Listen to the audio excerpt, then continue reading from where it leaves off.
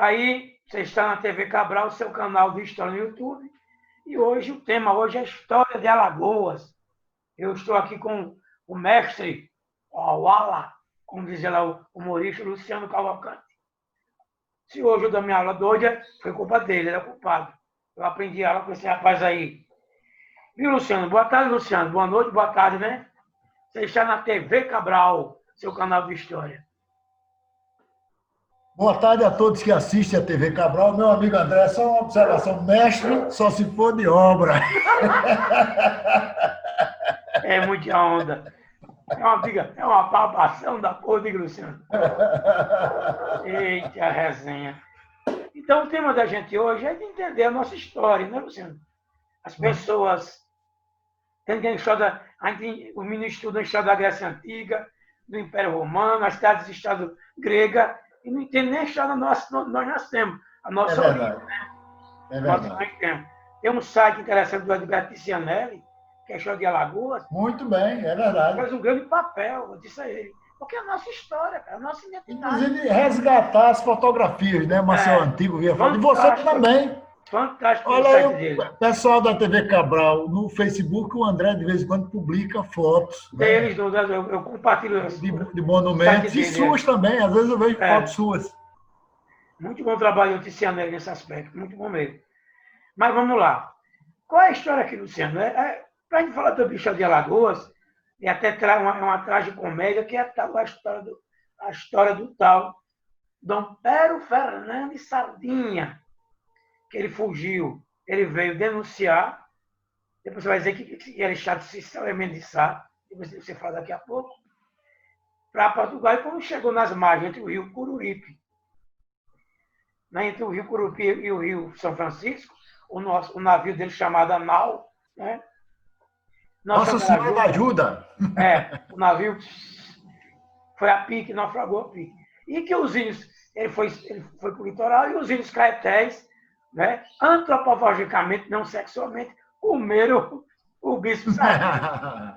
E daí, né, subiu a gênese, né, de Alagoas, né? O professor Hernando fala nisso, fala tem Penedo.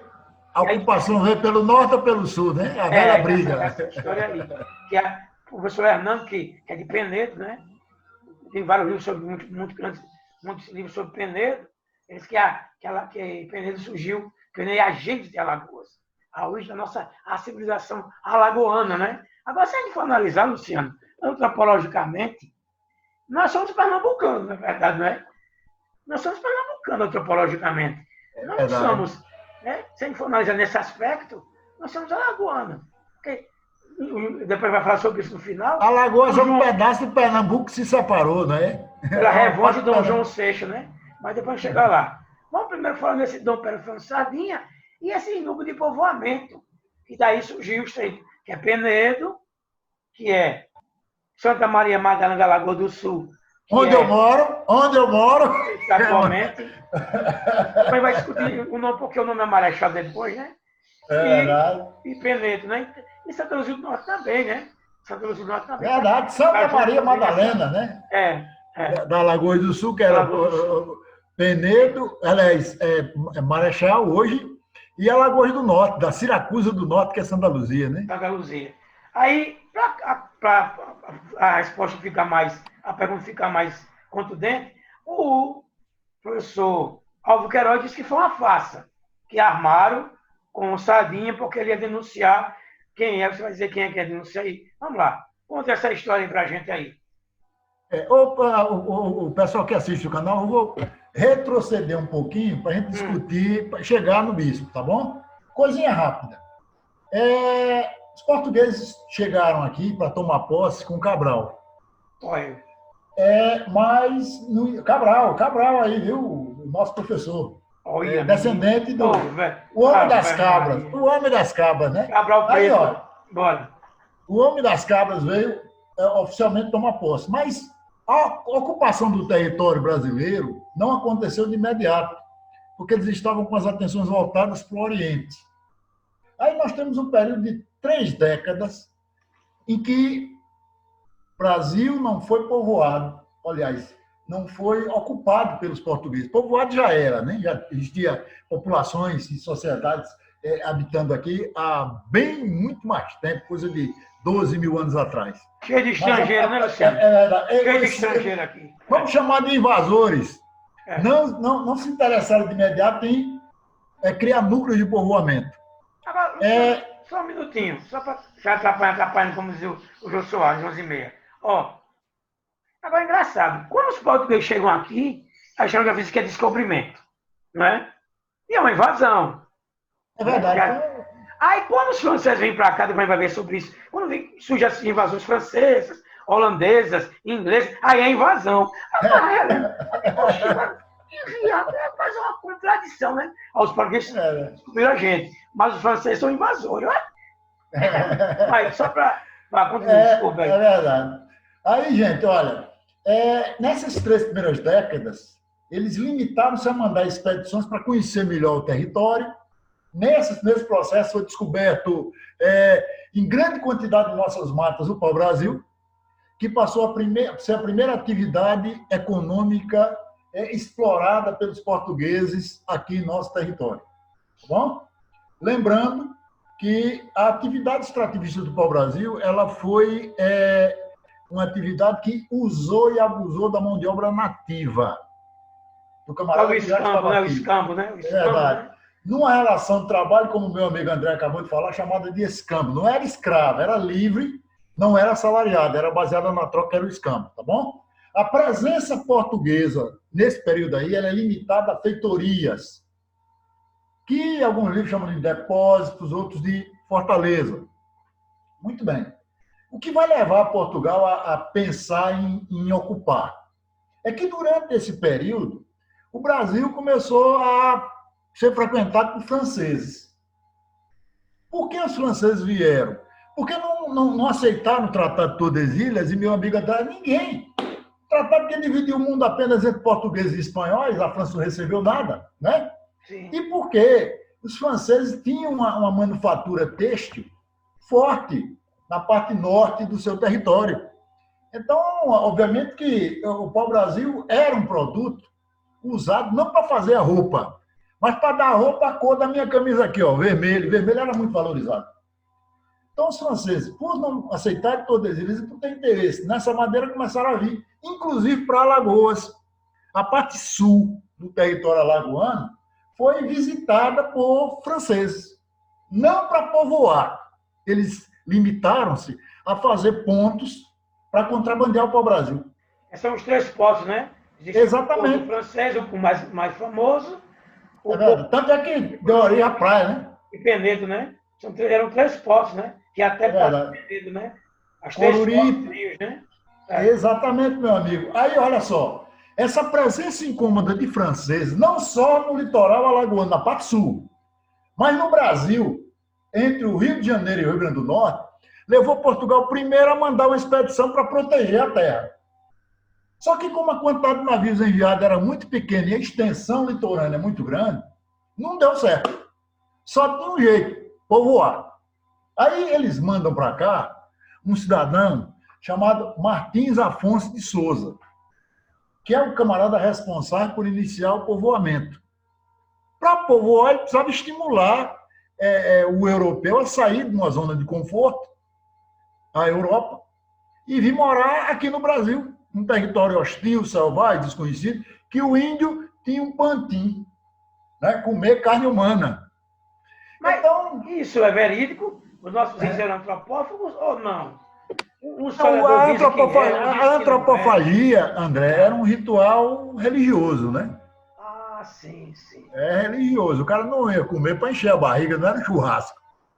Mas ele selecionava geralmente o mais aguerrido dos guerreiros. E as vísceras, o coração, aquela coisa toda, né? Aí matava e cada um comia um pedaço, porque achava que ao ingerir aquele pedaço de carne, estaria ingerindo a força e a coragem do camarada que estava sendo abatido, né? Agora, gente, olha, o Martins tinha que desenvolver um produto que estimulasse, que valesse a pena o cara abandonar Portugal e viesse para cá. Aí o produto escolhido foi o açúcar. A atividade açucareira vai ser a atividade do povoamento. Me permite uma coisa, hein? Só para completar aí seu raciocínio, E o fantástico é o financiamento holandês, né? Os É holandeses vão verdade. financiar. O Brasil, para brincar, eu sempre brinco na sala de aula, o Brasil, o Portugal, no caso, a coroa portuguesa, entrou com aqueles caras safados. Só entrou com a mangueira aí, entrou só com as terras. Porque todo o financiamento, né? Você vai com a cana-de-açúcar, as mudas, a mão de obra africana, aquelas peças, né? O maquinário é todo financiamento holandês, né? Em troca do comércio, eles vendiam o açúcar da gente. Refinal, e vendia, né? É verdade. Meu Sabe amigo isso? André, o açúcar ele foi escolhido pelo preço, pelo valor. Mas era uma atividade que, para ser implantada, precisava de dinheiro. E Portugal, na época, não tinha. Porque o que segurava a economia portuguesa até então As era o especiarias. mercado de As especiarias. especiarias. Em 1500, Portugal era praticamente o único a ter acesso às fontes de especiaria. Mas de 1500 para cá, passaram uns 30 anos, outros países chegaram ao Oriente. A Espanha, né? A Espanha. Exatamente, o volume de mercadorias da Europa, perdão, do Oriente para a Europa cresceu. Aumentou tanto que o preço caiu. E aí Portugal estava numa situação financeira meio complicada e com um problemaço. Se não ocupasse o Brasil, ia perder para os franceses. Tinha um produto que eles escolheram para povoar, que era o açúcar, que era rentável, mas precisava de um capital inicial. Aí entra a Holanda, que vai financiar. Mas, gente, ela não vai dar esse dinheiro de graça. Aliás, ela financiou a juros. E ainda exigiu três coisas. O judeu, já tinha judeu holandês, né?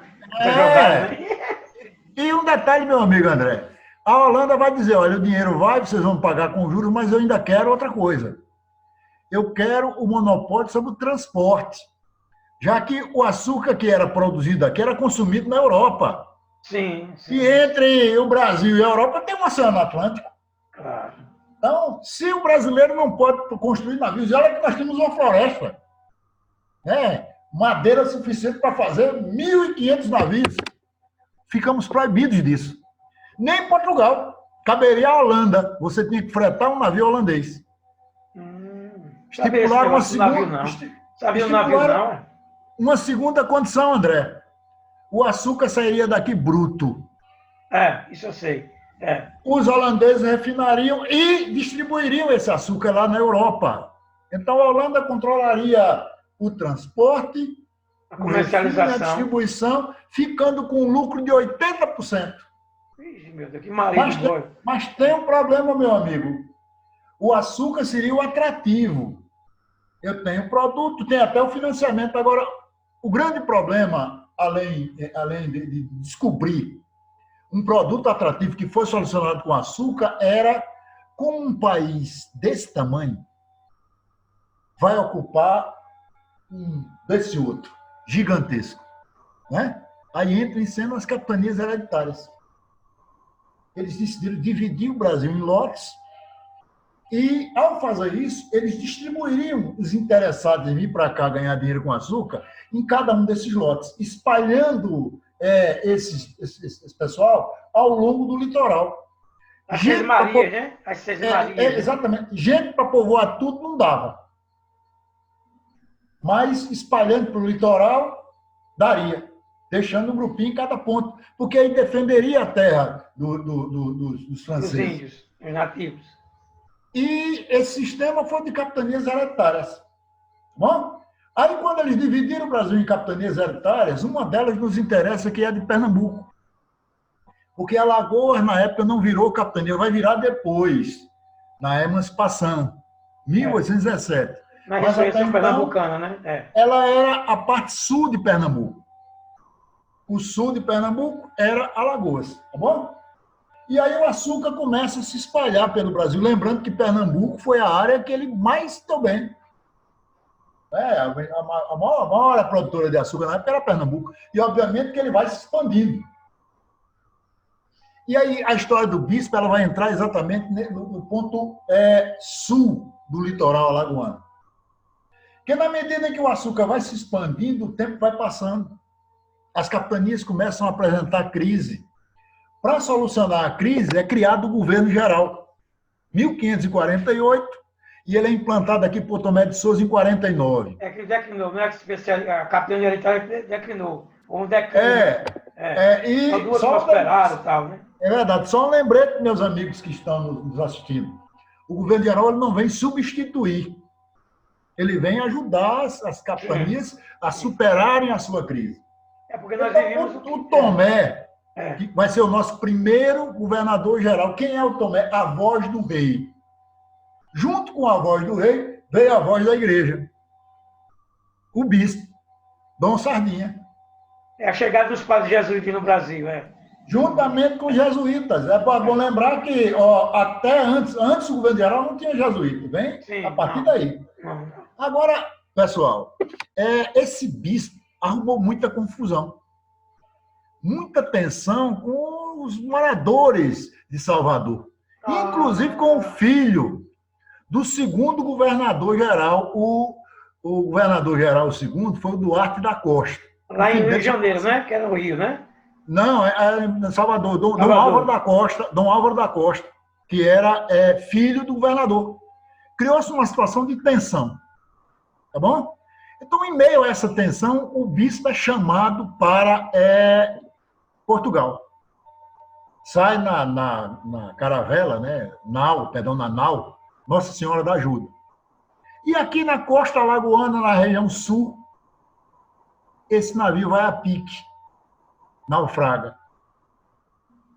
O pessoal consegue se salvar, ir para a terra. E na terra é supostamente devorado pelos índios caetés. O professor Álvaro, ele levanta uma tese interessante, porque é muita coincidência, André, um bispo que, se fosse para Portugal, chegasse e desse com a língua nos dentes, ia prejudicar muita gente lá em Salvador. A viagem terminou não acontecendo. Foi interrompida no meio do caminho pelo naufrágio. E armaram uma cocó, né? Como diz o maluqueiro. Uma cocó. É verdade. E os que devoraram o bispo eram os índios caetés. Grupo indígena que naquela época estava incomodando Pernambuco, porque Pernambuco queria expandir sua área açucareira para o sul, justamente em território caeté. E não podia por conta da igreja. Aí havia um negócio, você só podia escravizar índio, atacar índio, em caso de guerra justa, quando o índio atacasse algum cristão, né? Porque aí, uma coisa assim, Luciano, também para ressaltar, você que está falando é interessante, para compreender também que os índios foram também massacrados pela Igreja Católica, né? Chamado de Novas Almas, né? Quer dizer, que era uma escravização a partir da visão católica, mas eles tiraram o índio, a religiosidade do índio, né? Completamente e impuseram o catolicismo, né? Também pelo lado também foi um massacre mental, né? Destruição da sua cultura também, né? Sua religiosidade. Meu amigo, acabar com a religião milenar e impor Jesus Cristo, né? Uma religião de um ponto extremo do planeta, que não tinha nada a ver com o cotidiano indígena, é uma coisa que é absurda, né? A professora Socorrinho Alamenha, que a gente chama ela de Socorrinho, ela diz uma coisa interessante, assim, gente, é terrível. Não é porque você deixa ser católico, não questiona Deus, não questiona você impor isso, olha, gente, tá vendo esse homem aqui, numa cruz, bem magrinho, aqui nessa cruz, esse homem morreu para salvar você. Você impõe só o índio, isso que é algo inconcebível. Você vai e fora outra coisa, não foi no convencimento, entendeu? Não, André. Não, Foi na espada. Foi na espada. Ou a cruz ou a espada, né? Sim. Eu costumo dizer aos companheiros cristãos que eu sou cristão. Nas orações, nós devemos pedir perdão a Deus pela forma como o cristianismo chegou às Américas. Sim. Porque foi em cima de massacre, de extermínio dos índios. Em nome de Deus, em nome de Deus, você tem razão. Aí, em nome de Deus, fizeram eu até brinco na sala dela comigo e digo, minha gente, o que é um assassinato? Eu vou lá, uma hipótese, eu me defendo, vou lá, mato o Luciano, pá! Eu cometi um assassinato. Se eu matar 10 pessoas ou mais, eu completo uma chacina. Mas se eu matar milhões, eu sou um conquistador. Eu completei um genocídio. Tem até um filme filme aí de um filme interessante, que os caras vão roubar o avião cai num gelo lá, o cara disse, rapaz, você é um bandido, você matou esse. Mas se eu matasse milhões, eu seria um conquistador. Porque o que é essa expansão, né, Luciano? Marítimo comercial, esse papo realizou na América. Né? O que fizeram, André, com os africanos também, que foi uma coisa absurda. Né? Tudo dentro de um conto chamado expansão, marítimo comercial. Que o pequenininho, uma criancinha pequenininha, o capitalismo, a matar a gente, era uma festa, né? Menininho, miserávelzinho, né? O capitalismo comercial, né? Para acumular, pintar a gota. Mas vamos voltar para o Sardinha, vamos para o Sardinha. Mas aí mata um coelho, aquela história de 2 cajadadas, né? Sim. Porque cala o bispo, porque ele morre, culpa os índios caetés, a coroa portuguesa decreta guerra justa, e aí permite que os povos pernambucanos ataquem os índios, dizimem e ocupem aquele espaço com açúcar. Né? Aí o açúcar começa a se expandir aqui nas Alagoas para a parte sul. Agora, uma contradição. Aí é uma contradição, aí, para enganar mesmo. Quem está fazendo entrevista, é um nome de advogado do diabo, como diz o povo, como diz aí a imprensa. Mas o sul, segundo o professor Hernandes, ele diz o seguinte, que o sul, que é Penedo, surge como o Rio dos Currais. Não é isso? É verdade, olha. É bom lembrar outra coisa também, que a pecuária... É a pecuária, sim. O açúcar ele vem antes. O açúcar ele chega na década de 30. Sim. E a atividade pecuária ela só vai ter impulso com... suplementar, né, Luciano?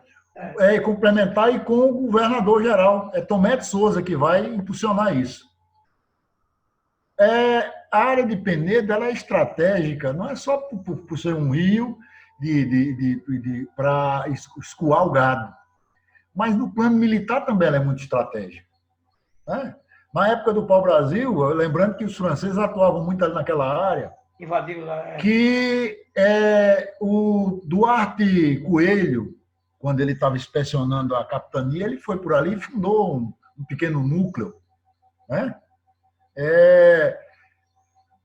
Penedo foi um dos núcleos de povoamento do nosso estado, isso é inegável. Mas o processo de expandir a economia, né? A partir desse ponto, a coisa caminhar junto com o açúcar, vem do norte. Aliás, existem 3 pontos importantes no processo de expansão populacional aqui nas Alagoas. O norte, Porto Calvo, o centro, Santa Maria Madalena, e lá embaixo Penedo. São esses 3 pontos que permitem a expansão. Diga aí, meu amigo. É só uma pergunta, né?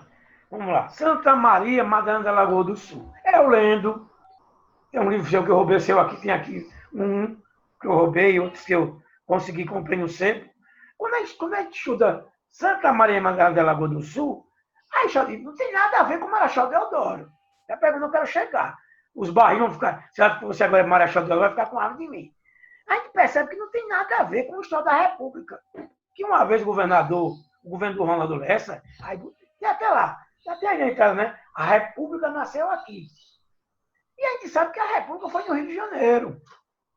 A única coisa que tem da terra, eu até brinco na sadeira, que a mãe do Marechal Deodoro pariu ele aí na beira da lagoa. E só um lembretezinho, meu amigo André, que...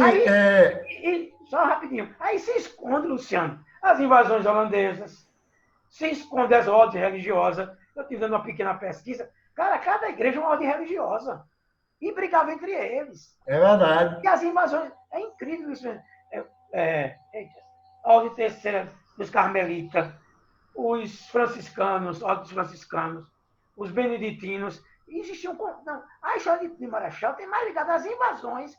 E a historiografia alagoana não explora as invasões holandesas. Eu fui pesquisar, eu vou procurar uma invasão holandesa.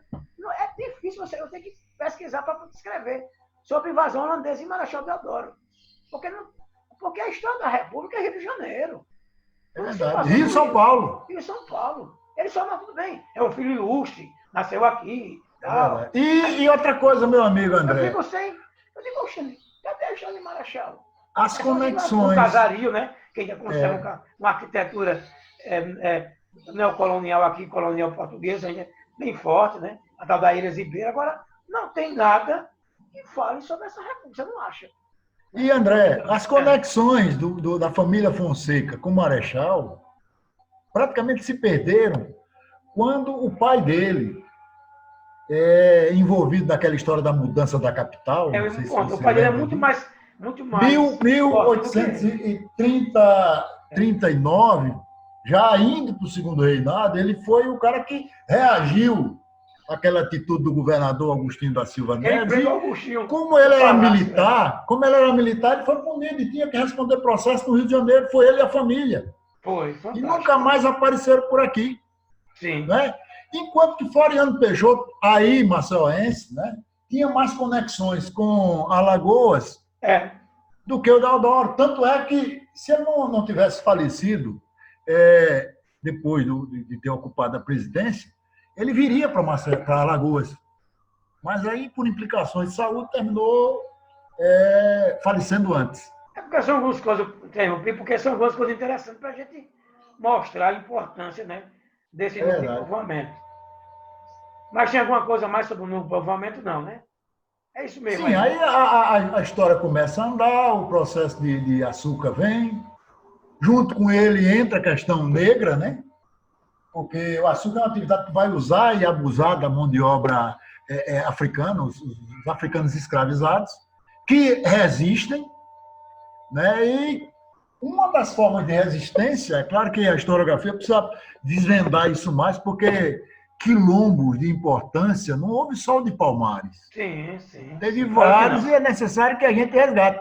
Então, junto com o açúcar e o processo de ocupação, surge Palmares como um núcleo de resistência à escravidão.